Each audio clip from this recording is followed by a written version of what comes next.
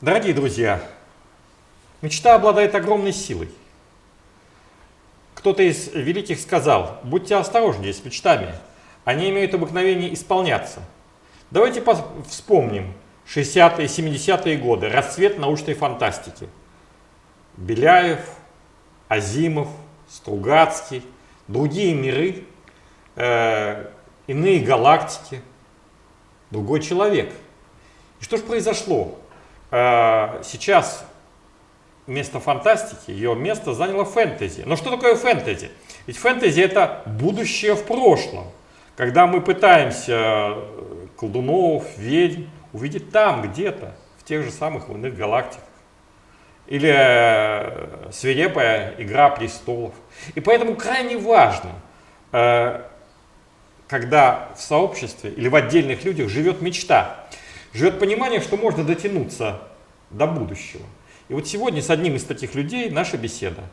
У нас в гостях блогер, координатор проекта «Иноконт», проектный социолог Тона Болеви. Поскольку сказано было много неясных слов, давайте начнем с самого простого. Вы вдохновенно говорите слово «планетонавтика». Что это такое? Планетонавтика – это шанс землян узнать о себе гораздо больше. Оторвав взгляды от самой Земли, почувствовать себя целостностью, той самой семьей, которой есть что рассказать не только о самих себе, но и донести эти идеи до планет Солнечной системы.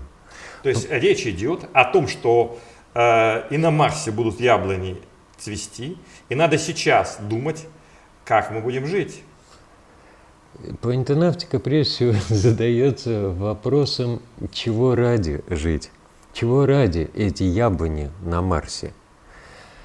На самом деле это отработка на Земле культуры жизнедеятельности и соответствующих инженерных, архитектурных, технологических решений, которые были бы уместны для переноса на другие объекты Солнечной системы. Ну вот некое интересное архитектурное решение сейчас — это фон. Что это такое? На фоне чего мы беседуем? Это поисковое исследование, касающееся создания прототипа автономного планетного поселения горно-арктического базирования. То есть это комплекс социальных, культурных и сопряженных инженерно-технологических исследований для понимания того, что же мы вправе сегодня предъявить вообще внешнему нашему вселенскому окружению. Это лаборатория для осознания, что есть мы как земляне, не как жители своих отдельных квартир, кварталов, регионов, а вот мы целостность, или же вот каждый за себя. Попытка вообще осознать, чего ради мы существуем на этой планете, как мы феномен жизни данной планете Земля воспринимаем. И потому это уже не эксперимент, не исследование одиночек, а это должно быть социальное движение, это некая клубность предполагается. Вы знаете, вот мне в свое время довелось беседовать с руководителями Института медико-биологических проблем. Это тот институт, где отрабатывались те параметры, которые должны быть в космическом полете. Рассматривался вопрос, какие люди могут летать в космос, чем им там можно помочь. И вы знаете, поскольку Я представлял Институт прикладной математики имени Келдыша, который имеет непосредственное отношение ко множеству космических программ, начиная с их начала, то мы предложили массу интересных проектов. Можем сделать то, все, можем смоделировать очень многое. Мне задали простой вопрос. Вы знаете, это, говорит, все очень важно, но это второстепенно. Вы расскажите, пожалуйста, зачем нам лететь туда? Зачем нам на Марс? И в самом деле, давайте вспомним 30-е годы. У нас не было баллистики, у нас не было материалов, у нас не было двигателей, у нас не было топлива. Но люди не сомневались, что они дотянутся до звезд. В 1934-1936 году была издана энциклопедия космических полетов. 9-томная энциклопедия. Яков Исидорович Перельман в 1904 году писал «Занимательный космос», о том, как мы будем путешествовать к Марсу, к Венере. Поэтому как вы для себя, дорогой Тоно Болев, отличаете на вопрос, зачем нам звезды? Зачем нам дотягиваться до звезд? Вот тут-то и особенность программы «Иной контингент». Континент или контингент? А здесь полизвучие, здесь много нюансов. Это и иной контент, иные смыслы, и иной контингент, и иной континент. Другие люди. Все иное. Что такое иное? Иное – это когда ты взял на себя смелость задавать странные вопросы, непопулярные, не те, которые считаются нормальными. Стать иным – это значит перестать искать ответы на не тобой заданные вопросы. Это значит культура вопрошания, создание новой среды, ментальной среды, в которой развитие и становится следствием твоей пытливости, а не попытки удержаться за достигнутое. И очень важно, чтобы это было не уделом одиночек. Более того, речь сегодня должна идти о так называемых сложных семейных экипажах. Эта численность уже не единицы, как, например, сегодня работы идут на орбитальной станции МКС. Это десятки, это сотни, это тысячи обитателей таких поселений. Это семьи, которые имеют общие смыслы, ценности, которые умеют их формировать и делегировать, обсуждать, развивать совместно. То есть проблема далеко уже перестала быть инженерно-технологической. Это вопрос ментальный, педагогический скорее даже. И вы знаете, скорее нет, скорее это вопрос философский. Философский это очень глубокий вопрос. Потому что когда люди открывали Америку, когда королева Изабелла и король Фердинанд финансировали экспедицию Колумба, то предполагалось, что смысл это принести, соответственно, по крайней мере так объявлялось, свет веры истинной, ну вот в некие в иные земли, в иные племена, ну а немножко и золотишко привезти обратно. И поэтому, когда снабжалась экспедиция, то там была некая установка, что должно быть около сотни солдат, потому что люди будут несчастливы принять новый образ жизни. С другой стороны, должно быть десятка-полтора священников, 30 женщин, с ними была проблема, поэтому говорят, что хватали, кто попался на улицах. Тем не менее, люди имели некое понимание, зачем они идут туда, зачем они плывут, неизвестно, вернутся ли они обратно.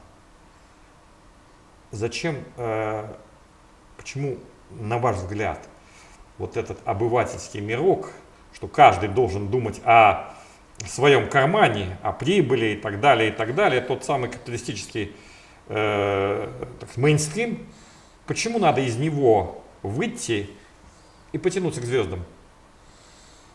Ну, этот же вопрос содержит и ответ, потому что уже поздно.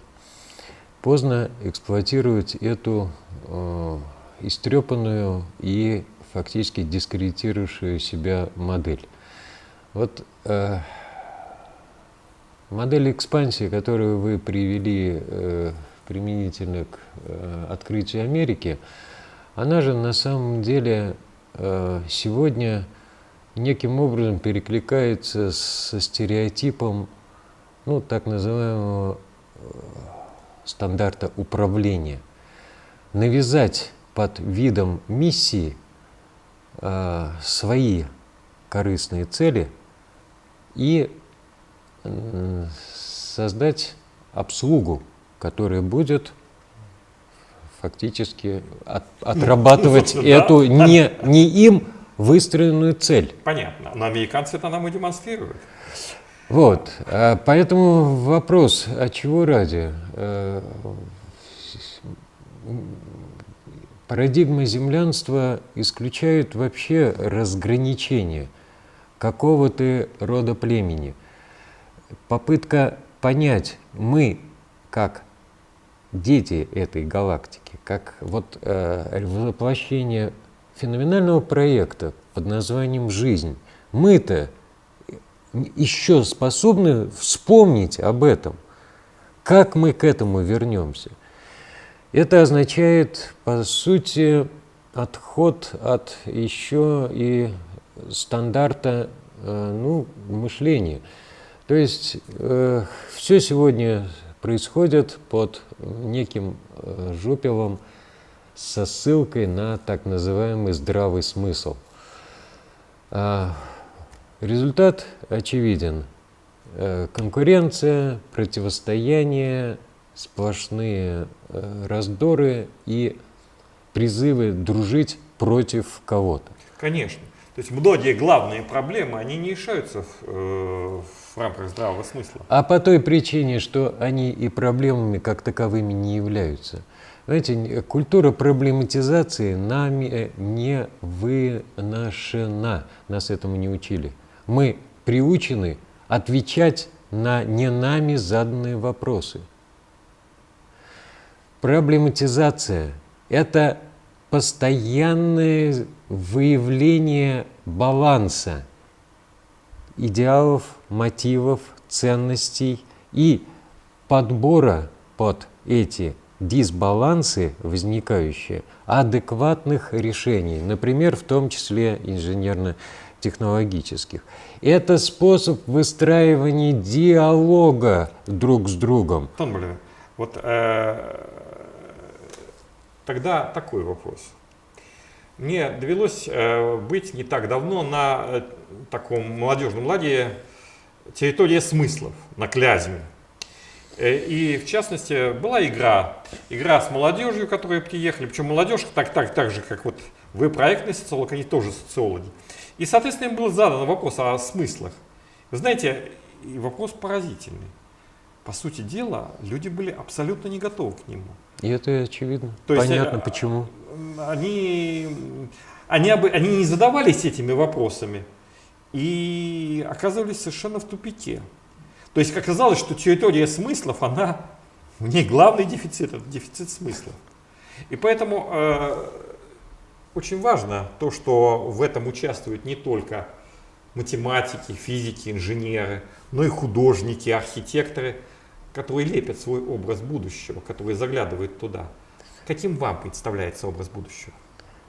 Это, во-первых, результат проектно-театральной деятельности, в которой нет статистов, нет наблюдателей, а есть акторы, которые сами уже живут в этом будущем. У меня возник даже некий шуточный критерий, как же мы почувствуем, что мы в этом будущем уже оказались. Да. Когда мы перестанем ссылаться на то, что у нас нет времени. То вожделенное пространство смыслов, которое и будет определять образ честного будущего, к которому каждый из Очень нас интересное отдельно сочетание. стремится, Честное будущее. оно как раз-то и определяется тем, были ли мы причастны к формированию миссии и смыслов этого будущего, или же мы остались на ролях, опять же, наблюдателя, обслуживающего персонала. Ну да, народ чужих. безмолвствует. Руководство сказало. Вот она беда, вот она и засада. И потому, естественно, во главу угла сегодня надо ставить проблемы культурной среды, педагогики. Причем не только классической педагогики, но и возрастной. Мы не молоды, мы понимаем, что, естественно, многое, что мы уже не успеем застать, но если мы сегодня не переколпакуемся, не начнем помогать подрастающему поколению вырываться из этого чудовищного порочного круга обслуживания чужих смыслов, если мы не постараемся объединиться как родители, как наставники, вместе с этой детворой и не начнем выстраивать проектный диалог, который только-то и способен порождать эти новые смыслы, то мы потеряем... Проиграем будущее и следующее поколение. Мы потеряем и это последующее поколение. И тем самым, извините, мы их накажем за то, что мы были неадекватными в своем настоящем. Кто ваш любимый фантаст? Как ни странно, я не причисляю себя к числу любителей фантастики. Я, скорее всего, ценю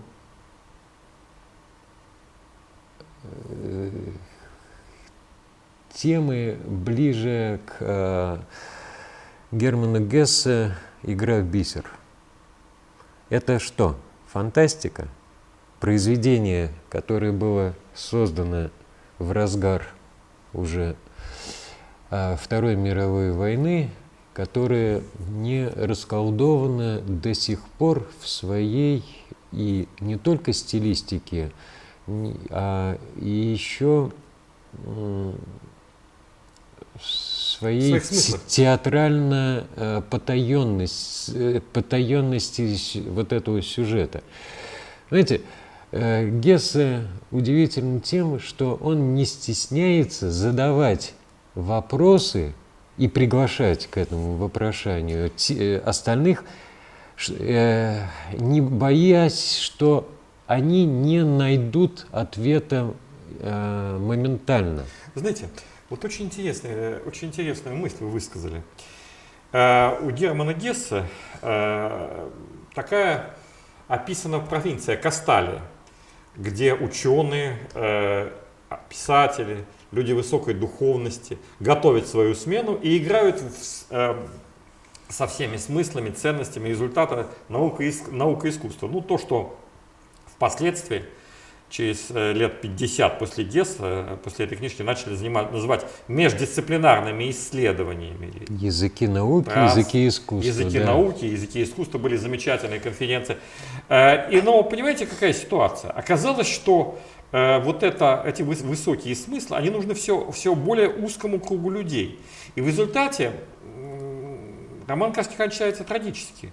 То есть, по сути дела, погибает и главный герой Йозеф Кнехт, с одной стороны, а с другой стороны и Касталию ждет кризис, скажем, вот это настроение у него в его стихах. Так вот, наверное, вы об этом много думали. И поэтому, как вы думаете, как не оказаться в положении Касталии? Вопрос не праздный, потому что вот сейчас мы видим, что Академия наук, которая существовала с 1724 года, которая не только зарабатывала деньги или что-то еще делала, но она была некой антологией, она несла смыслы и ценности, она несла достижения, которые в людях, а не в книгах. Потому что многое ведь оно передается от учителя к ученику. И вот, собственно, поставлен вопрос, а вообще, а зачем все это надо? Так вот, как вы отвечаете, как сохранить Касталию, как сохранить вот среди мелких бытовых хлопот и забот, как сохранить высокие смыслы и ценности, как сохранить высоту? Сохранить Касталию, не создавая ее, только можно. Не идти по этому ошибочному ложному пути. Не пытаться создать оазис среди вот этой выжженной целины, а осознать себя абсолютно, опять же, упрямо, что вот тот гений, который наделил нашу планету Земля этим феноменом жизни, мы еще имеем шанс его расколдовать и начать формировать эту проектно-стратегическую игру под названием «Жизнь», сообща, включая сюда не избранных, как в Касталии, когда по крупицам выискиваются кандидаты в ученики и обреченные на вот эту вот невостребованность уходят со сцены. Это, знаете, мне нравится образ джемсейшена, джазовой импровизации, в которой нет героев-одиночек.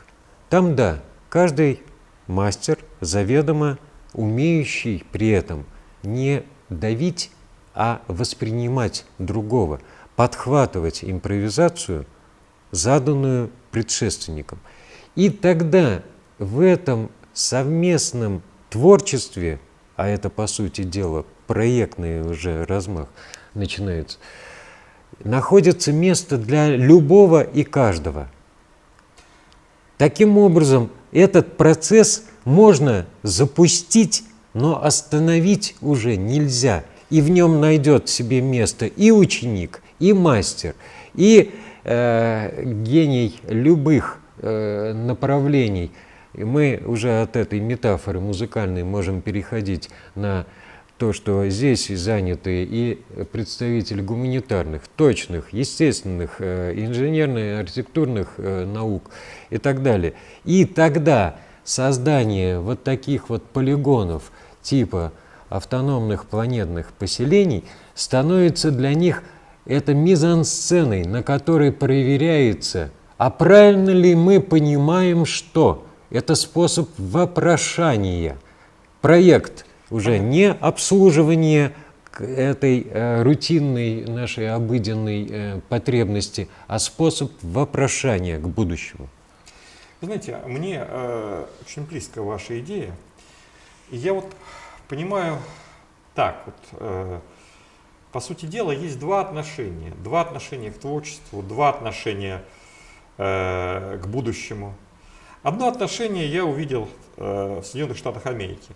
Когда на одном из семинаров, во-первых, докладывался совершенно выдающийся результат, и я обратил внимание на две вещи.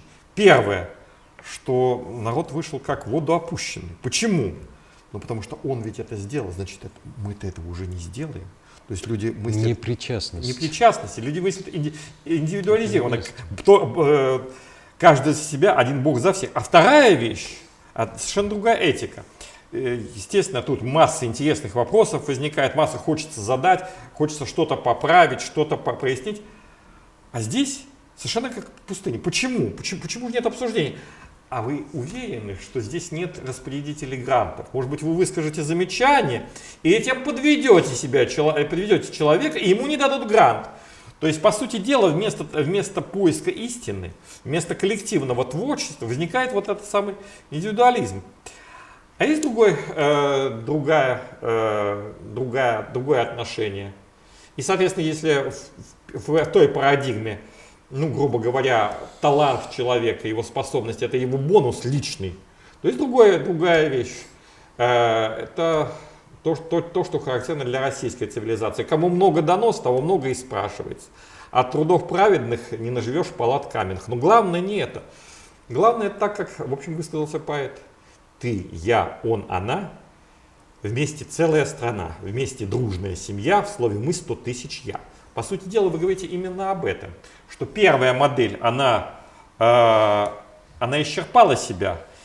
И есть благодаря планетонавтике, благодаря тому, что мы стремимся дотянуться до звезд, вернуться к исходному, к главному, к второй модели, к нашему